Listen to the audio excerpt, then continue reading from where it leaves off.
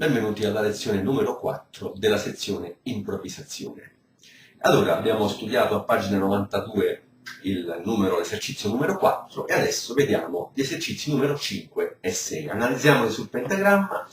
Allora, vediamo, abbiamo un ordine diverso delle note dell'ancoraggio, mentre prima erano in successione sull'accordo di Do, Do, Mi, Sol e Do, adesso abbiamo sulla prima battuta Do. L'accordo è sempre Do maggiore, sulla seconda Sol, sulla terza Mi e sulla quarta Do, poi a scendere Mi, Sol, Do. Adesso suoniamo facendo l'approccio a ognuna di queste. Quindi prima del Sol abbiamo il Fa, prima del Mi abbiamo il Re, poi abbiamo il Si prima del Do, di nuovo il Re prima del Mi, di nuovo il Fa prima del Sol e di nuovo il Si poi prima del Do. A tempo ricordiamo anche che le minime danno anche la possibilità di sentire meglio gli accenti forti, che essendone 4, il primo e il terzo sono più forti, il secondo e il quarto sono più deboli e quindi l'approccio va sull'accento debole, quindi dove non è proprio in contrasto né ritmico e né, non avendoci proprio la triade,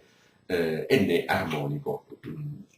Allora, numero 5, 1, 2, 3, sto contando male, allora, 1, 2, 3, 4, 1, 2, 3, 4, 1, 2, 3, 4, 1, 2, 3, 4,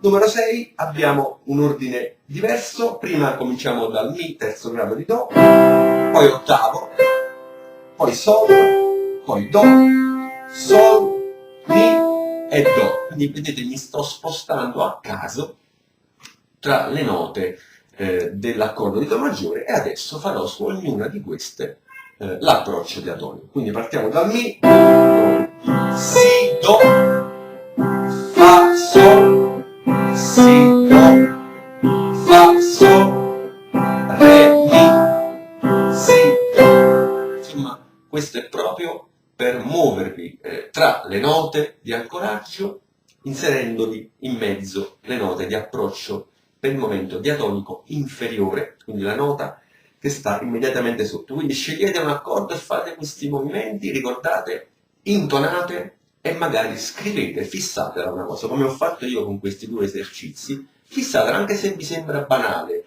se vi sembra troppo facile, scrivetela perché la dovete intonare, vi deve entrare, la dovete controllare quella cosa. Non è che dobbiamo solo suonare lanciando il dito sul tasto che sappiamo essere quello giusto, perché a volte è giusto, però poi nella successione e nella formulazione della linea melodica magari non suona così bene come ci aspettiamo. Suona intonato, però potremmo trovare invece una successione che ci piace di più e che quindi tendiamo poi a favorire ed assimilare. Deve venire tutto comunque da voi, da dentro, da qua e da qua. Dovete sentirla, vi deve piacere e la dovete controllare.